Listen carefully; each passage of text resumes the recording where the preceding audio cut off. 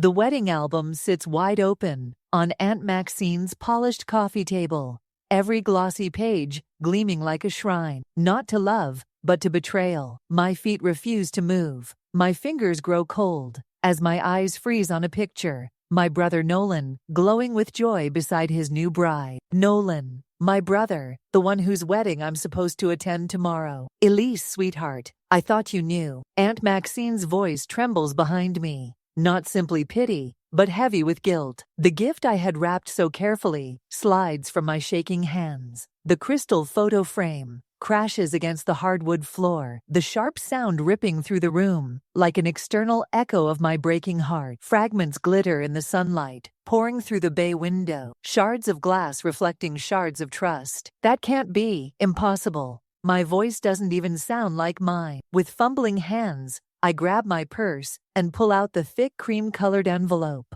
my name carved in elegant calligraphy across it, as if it promised belonging. I thrust it forward. Look, June 15th, tomorrow. Maxine takes it slowly, adjusting her reading glasses with trembling fingers. Her voice breaks. Oh, Elise. Her tone carries the devastation I don't want to hear. The wedding was last weekend. They gave you the wrong date, on purpose. The ground shifts, my head tilts, as though the entire house is off balance. Weeks of preparation rush back at once. The day off work, the sleepless nights rehearsing what I'd say to relatives who barely even saw me. The hours spent hunting down the perfect dress, so I might finally look as if I belong. How could they be this cruel? Aunt Maxine hesitates, but then she steadies her voice. Your mother decided it would be easier if you weren't there. The memory of that golden embossed envelope at my mailbox flashes in my mind. The hope I held on to as my fingers had caressed it, believing maybe, just maybe, they wanted me included this time. But I should have known. At Nolan's engagement dinner, his gaze landed on everyone but me. Still, I had smiled, forced my congratulations, and swallowed the sting. That weekend, I searched store after store until I found the right gown. Modest, classy, subtle, one that told the world, yes, I belong among them. Even the saleswoman noticed, telling me I'd never looked happier. Now, I kneel to gather the broken pieces of glass. When Aunt Maxine tries to help, I wave her off. Let me. My hands tremble, but my voice steadies in a way it hadn't in years. They've treated me as invisible my whole life. Now they've written it in stone. For once, I don't invent excuses for them. I don't pretend it was a mistake. Something inside me, something long trapped, finally cracks free, like a fault line shifting after decades of pressure. I stand taller, meet Maxine's tearful gaze head on. I fought with your mother about this, she says, wringing her hands, the turquoise rings flashing nervously. I said it was cruel, but she insisted. She said you'd ask the wrong questions. Stir things up. I almost laugh. Stir things up. Would that be like secretly paying thousands to save the lake cottage they prided themselves on, quietly funneling money through my business while they took the credit? Or like daring to ask why Nolan's failures are excused, but my successes dismissed? I've poured my soul, my money, and my life into proving myself to them. But no matter what I do, I'll never be enough. I wrap the broken glass inside the gaudy gift wrap. What once looked festive now feels like mockery. I thought if I achieved enough, if I gave enough, they'd finally see me. Maxine takes my shaking hand into her thin, papery one. Some people won't see what's right in front of them, Elise. Not can't, won't. Her words dig deep. The realization seeps through me, heavy yet freeing. Love wasn't supposed to be earned, and if I had to keep begging for mine, then maybe I didn't have a family at all. I stare again at the album, at their smiling faces, celebrating a memory I was never meant to be part of. My absence wasn't a slip, it was a choice. And maybe it's time I made mine, because I refuse to remain invisible. The next afternoon, the steering wheel feels damp beneath my palms. My car crawls up the familiar curve of my parents' circular driveway. Their Tudor-style home stands tall, flawless against the summer sky, every hedge trimmed, every window polished. A picture-perfect mask for the ugliness festering inside. Still, I stare through the windshield, frozen in place. On the far side of the bay window, My family lounges together. My mother's laugh drifts through the partly open glass. The same crystalline laugh I've spent my life chasing, like a child chasing a bell. My father relaxes in his recliner, as if the world owes him calm. And there's Nolan, golden boy Nolan, proudly holding a massive wedding portrait over the mantel. His voice, so self-satisfied, it carries through the yard. Best decision we ever made was making sure she wasn't there to ruin everything, like always. The words slam into me. My chest tightens. My grip on the doorframe turns my knuckles white. For 3 long minutes, they laugh without noticing me. Laugh while erasing me. Laugh while flipping through a family memory book where I don't even exist. Finally, my mother spots me. She doesn't gasp. She doesn't even flinch. She simply lowers her champagne glass behind the frame of a silver photo, as if hiding evidence. Elise, just my name. Not a greeting. Not even a question, just the unwelcome presence of someone they thought they'd written out. The wedding was last weekend, I say, my voice slicing through the room, sharper than the glass I broke in Maxine's living room. You sent me the wrong date, on purpose. Nolan doesn't look up, just smirks, his eyes glued to the album. I needed one perfect day without you. No shouting, no excuses, just a knife straight into my ribs. You've always disrupted our peace. My mother adds, adjusting her pearl necklace. The one nervous habit I've noticed my whole life. Can't you understand? We wanted just one day without your intensity. Father says nothing. He studies his hands instead, like they might tell him how to escape his own guilt. His silence screams louder than her voice. I step farther inside, them seated comfortably, while I stand alone. Even the room plays out our family drama, like a stage production. But I'm done playing extra. I've poured thousands into keeping the lake cottage intact. I say, each syllable steady. Every repair, every tax bill, every dime. Do you think I wouldn't learn you've been telling everyone it's still yours? Mother dismissively waves me off. That's what successful children do, Elise. They help their parents. It's obligation. Nolan finally looks up with a cruel grin, tossing the wedding album carelessly onto the table. And what do you even make, Elise? Dad builds things. I design visions. You just shuffle numbers on spreadsheets. What are you besides money? His voice crystallizes the truth I had been avoiding for years. To them, I was never a daughter, never a sister. I was a credit card with inconvenient emotions. I glance at the ornate mirror above the fireplace and swallow hard. My reflection doesn't look like me. Shoulders bent, head tilted, in constant apology. A woman trained to shrink herself to survive her own family. How long have I been living as this shadow? I take a breath, then another, and with deliberate hands, I pull a folder from my purse. Let me remind you of something you've conveniently forgotten. I set the folder on the table. Every dollar spent on that cottage, documented. Every payment, filed. Every repair, recorded. And most importantly, I slide the deed across the polished wood. My name is on the title, not as co-owner, as sole owner. Mother's eyes flash with the kind of panic carefully bred beneath her pearls. You signed over your half when Nolan needed money 3 years ago for his failing restaurant. I continue coldly. Your signature is right here. Father finally looks up, confusion breaking across his face, like thunder. You're welcome to contest it, I add, but the paperwork is airtight. Jenna made sure of that. The name stings them. My mother blurts sharply, our attorney. I shake my head. No, my attorney, for 5 years now. 15 minutes later, I'm back in my car. My hands still tremble, but my steps had been steady when I walked out of that house.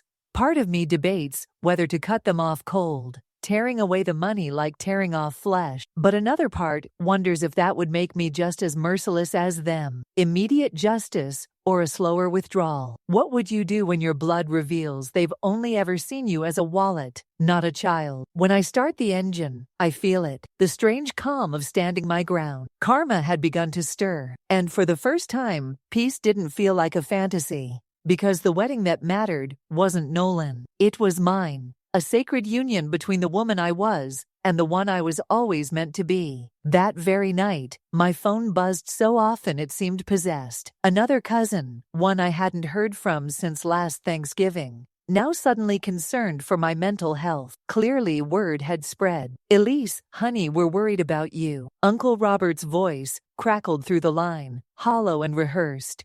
"Your mother says you've been making wild accusations." I pressed my fingertips into my temple, grounding myself. "Did she mention," I asked flatly, "that they sent me a fake wedding invitation with the wrong date?" Silence.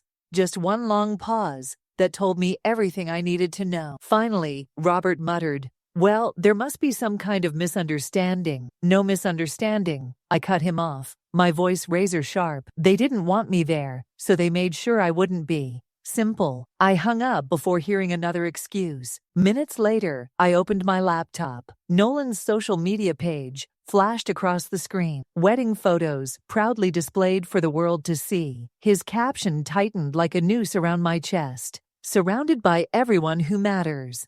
The image stung worse than any slap. My parents' arms draped proudly around him and his bride, smiles brighter than I'd seen in years. And me, not even erased, just never included to begin with. It was a reminder I hadn't been forgotten. I'd been removed. The final blow came the same day in the mail. An envelope embossed with my father's business letterhead. Inside, a formal demand letter. The cottage must be returned to its rightful owners. As if I had stolen what I saved. Each line of ink bled into my skin like poison. At night, photographs covered my bed, spread like evidence in a crime scene. The smiling faces leered back, mocking me for once believing those expressions had ever included me. Had I imagined the happy moments, the laughter that had felt like belonging? Were they simply masks? Illusions I had projected in my desperate hunger to belong. The weight of isolation pressed into my ribs harder than ever. Without the lie of family ties, I was more alone than I'd ever been. At 3 a.m., on one of those week nights, my hand hovered over my mother's contact in my phone. One apology, I thought, might reset everything. Just one. But then the truth struck harder. Reset to whose peace? Certainly not mine. Instead, I opened my computer. And this time, I started building a different kind of family record. I documented everything. Every personal check that covered Nolan's collapsing businesses. Every transfer I made to keep the tax collectors from taking the lake cottage. Every loan, every bailout, every quiet sacrifice no one acknowledged. Row after row filled my spreadsheet. Not just transactions, but betrayals carved in digital stone. Each entry became another brick in the wall I was finally building. Not between the world and me, but between them and me. Tuesday afternoon, a knock pulled me out from under the drowning fluorescent glow of my office.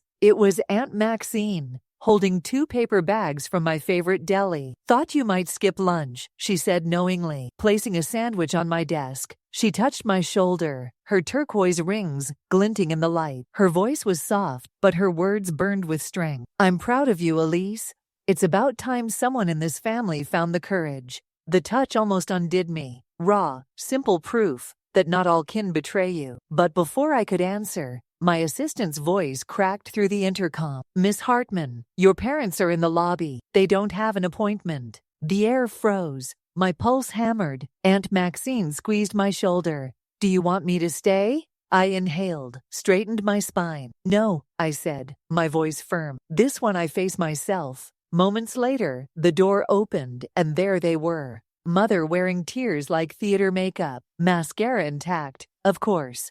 "How could you abandon your family, Elise, after all we've done for you?" Father, towering stiffly behind her, the same silent judge, his voice a weapon waiting to strike. "The cottage has been in our family for generations. You have no right." They remained standing, expecting me to rise to my feet. But I didn't, not anymore. Instead, I leaned back in my chair, owning the power they never intended for me. "That cottage hasn't been in this family for years," I said calmly. "You sold your half to my company when you needed cash for Nolan's failure." Mother's tears dried instantly, fury bubbling beneath. "That's a lie." Without another word, I opened my desk drawer and slid a single paper across to her. "Your signature, 2018, the day Nolan's restaurant collapsed. You made the deal yourself." Father stepped forward, his voice cracking between guilt and desperation. We assumed. Once things turned around, you assumed, I interrupted, feeling my voice grow firmer with each word, that I would keep bankrolling your lives while being erased from them. You assumed wrong. I stared directly into their polished facades, finally seeing through them. I'm not your bank. I'm not your safety net. And from this moment forward,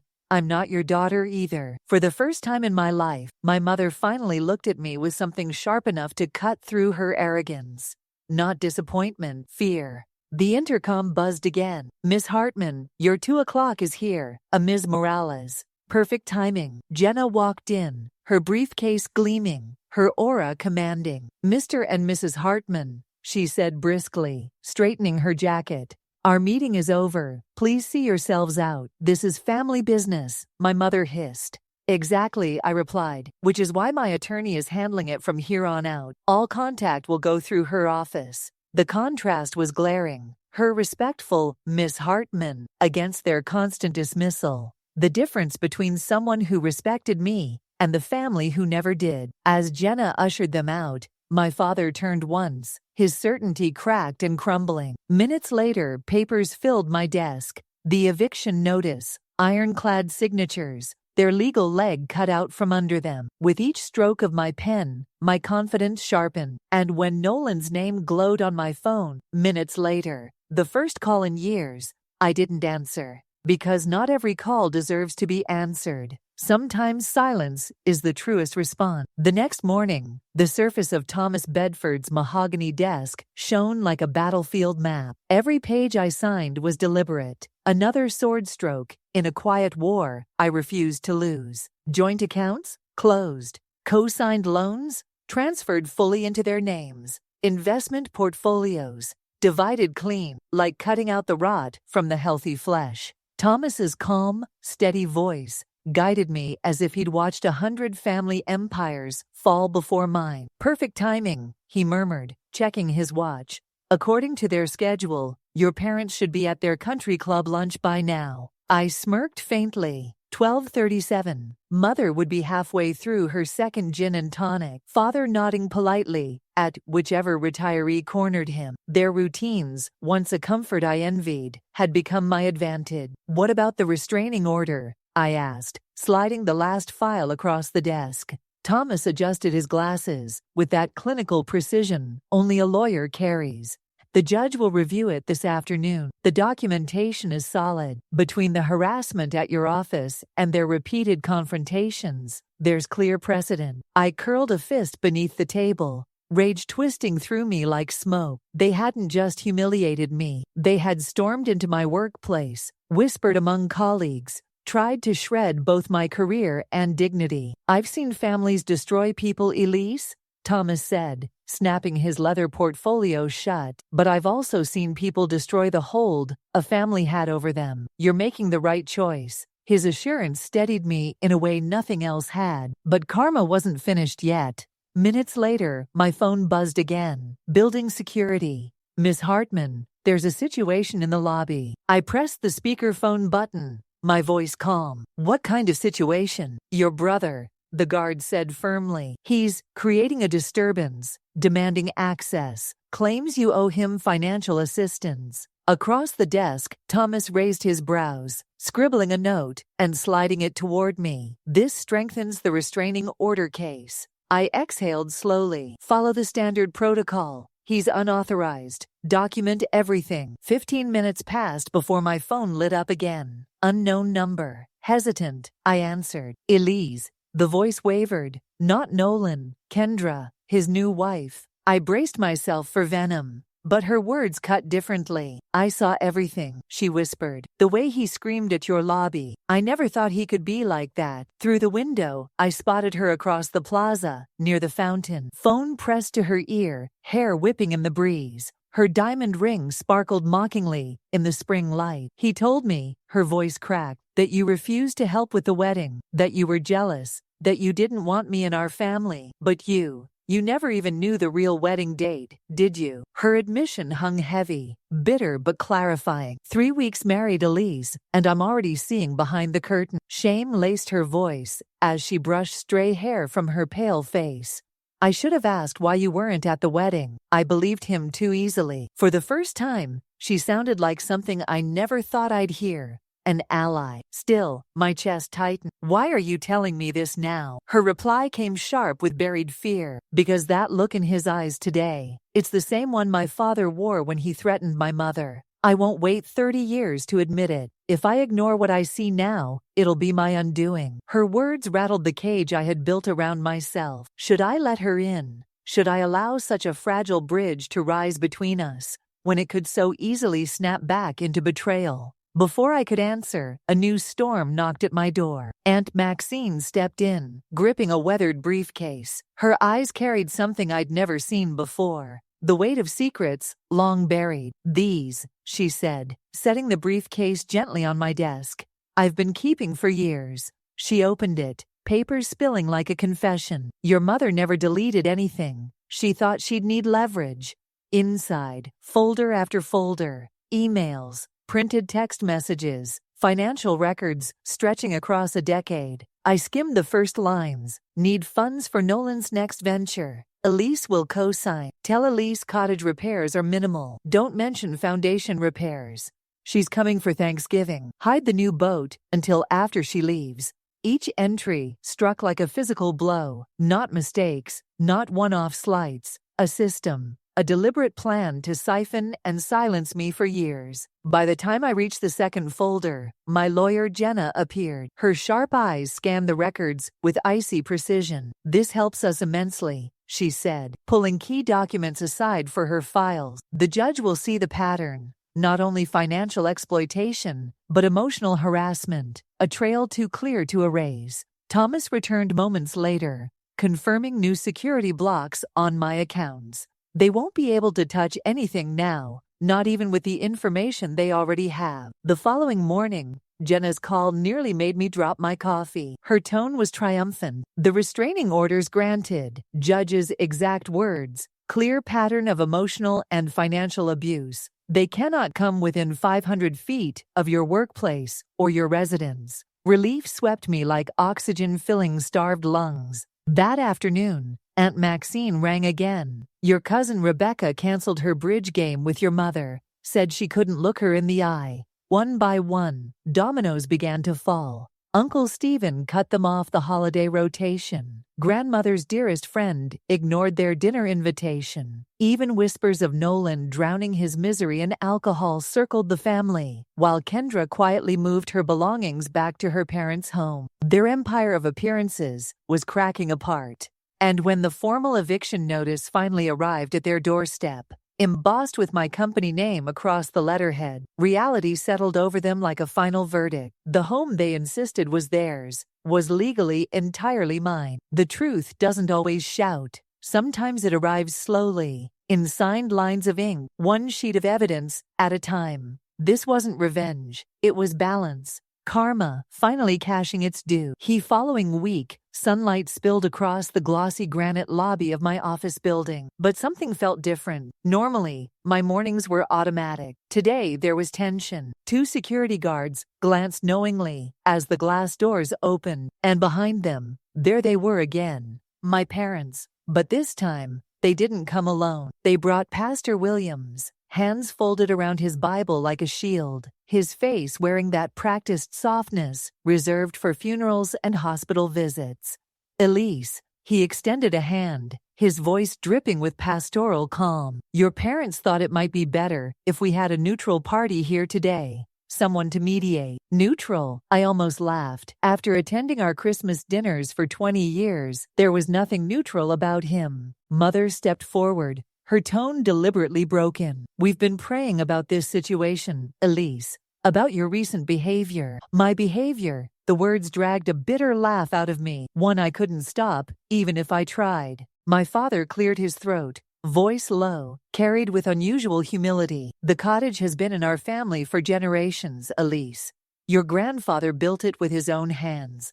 Doesn't it deserve to stay here? Pastor Williams placed a hand gently on my arm. Forgiveness is divine, Elise. They are still your parents. Bonds like these transcend disagreements. Disagreements? My tone sharpened. Is that what we're calling deliberate betrayal now? Mother turned quickly to the pastor. Think about what people at church will say if she keeps carrying on like this. She scanned the lobby, as though pews of judgmental eyes might spring up behind the potted plants. Families don't air their dirty laundry in public. Look at that Thornton girl. Everyone's still whispering. For the first time, I felt no fear of whispers. Instead, a strange weight lifted from my chest, making me taller, lighter. I've been promoted pastor, I said suddenly. Creative strategy director. My team just landed the Richardson account. He blinked, clearly caught off guard by the shift. That's wonderful news, Elise. Congratulations. I reached down into my leather folder and slid 2 envelopes across the receptionist's desk. This is the invitation I received to Nolan's wedding. I tapped the first one. And this is the actual invitation they gave everyone else. Different dates. Pastor Williams furrowed his brows as he studied them. Lines of confusion creased his forehead like cracks in stained glass.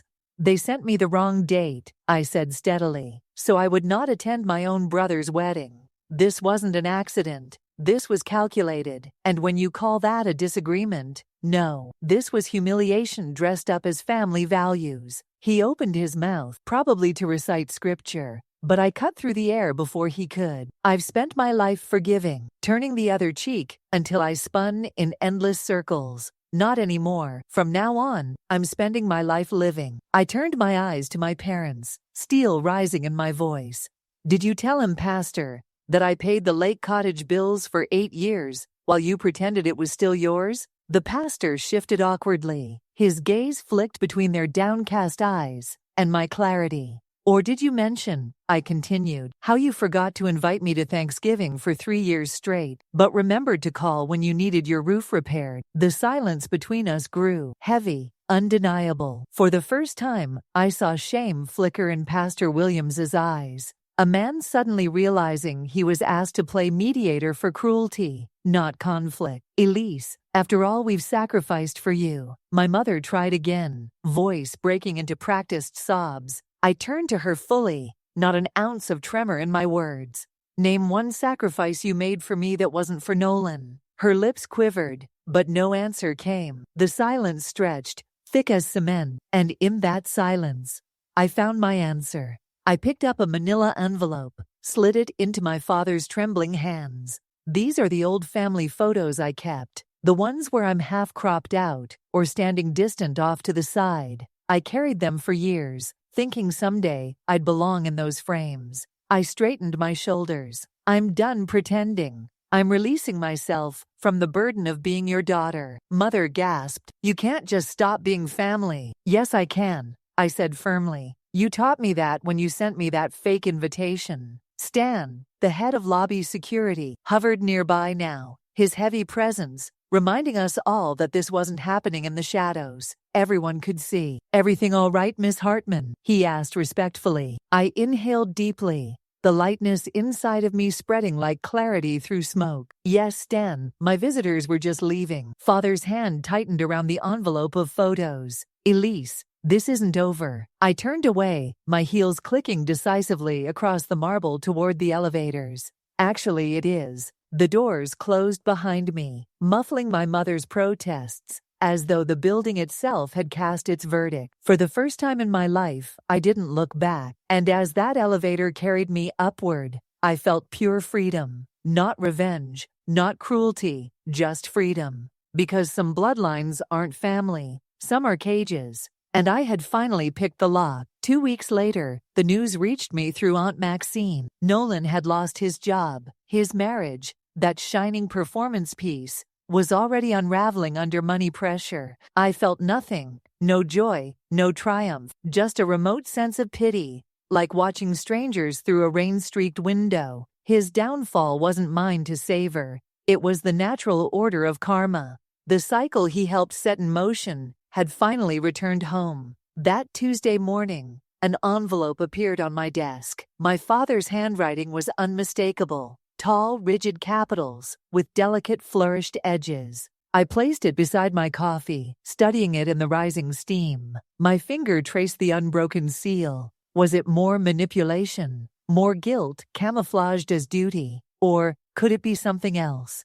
I set it aside unopened, and in that decision alone, I realized something precious. The choice was mine now. For once, I didn't have to read their words, swallow them, or let them dictate my life. That autonomy was the rarest gift. A year later, dawn poured into my lake house office in golden ribbons of light. Sunlight splashed across hardwood floors, reflecting against walls, lined not by family portraits, but by my own photographs, moments I'd captured on weekend trips where I'd stopped waiting for invitations that never came. This cottage, once their weapon for control, was now my sanctuary. The phone rang. My shoulders didn't tense. Not anymore. Elise Hartman, I answered, balancing the receiver as I arranged notes. It was a potential client, curious about my boutique marketing approach.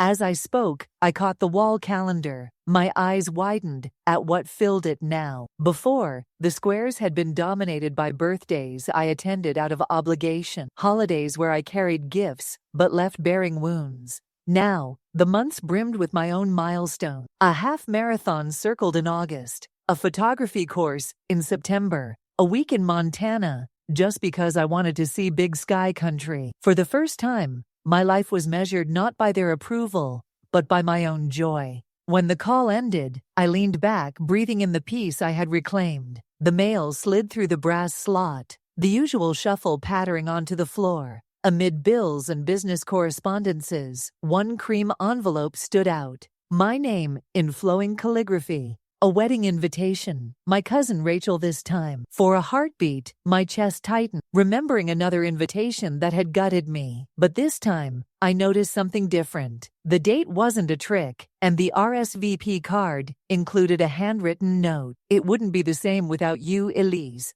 Please come. My hands traced the gold embossing with quiet reflection. Once, I would have dropped everything. Spent sleepless nights buying the right gift, rehearsing answers to invasive questions about being single, childless, too focused on work. That Elise no longer existed. Instead, I glanced at my calendar. The wedding weekend clashed with my photography retreat in May. I pulled out a fresh card and wrote, in careful script, a genuine note. I would be absent, but I wished them joy. I would send a gift, not for approval, but because I enjoyed giving when it was my choice. Freedom, the kind that comes when obligation no longer whispers in your ear. That evening, my home filled with laughter. Aunt Maxine arrived first, her apple crumble warm in hand. Thomas followed, smiling as he placed a bottle of wine on the table, one he'd kept for years, saving for the right occasion. Jenna came last, late from court, her laughter spilling sunshine into my kitchen. We dined, we toasted. 1 year, Thomas raised his glass. 1 year of boundaries, strong enough to rival fortress walls, and 1 year of rebuilding family on your own terms. To courage, Aunt Maxine added warmly. To starting over, Jenna smiled. Glasses clinked. Laughter bubbled up from a place inside me long rusted. Later that night, when everyone had gone, I sat at my desk again. This time, I opened the latest letter from my father. Unlike his first ones, dripping with denial and control, this one carried only 11 words. I failed you. You deserved better. I am sorry. I folded the paper gently and placed it into a wooden box, holding all the others. I didn't shred it. I didn't frame it. I simply acknowledged it as part of a past I no longer needed to rewrite. On my desk rested 2 things: a brochure for a program mentoring young women in the first fragile stages of their careers, and my travel itinerary for Portugal, a journey I had dreamed of for years. Both were futures I claimed for myself. I closed the wooden box slowly, a calm smile tugging at my lips. Healing, I realized, does not always mean reconciliation. Sometimes, it means laying down the chains and walking free. Sometimes, family isn't defined by blood, but by those who treat your heart with care. Some bridges burn for good reason, and others, if rebuilt, can be stronger than before. As night settled across the lake, I asked myself a question, one echoing into eternity. What would you choose?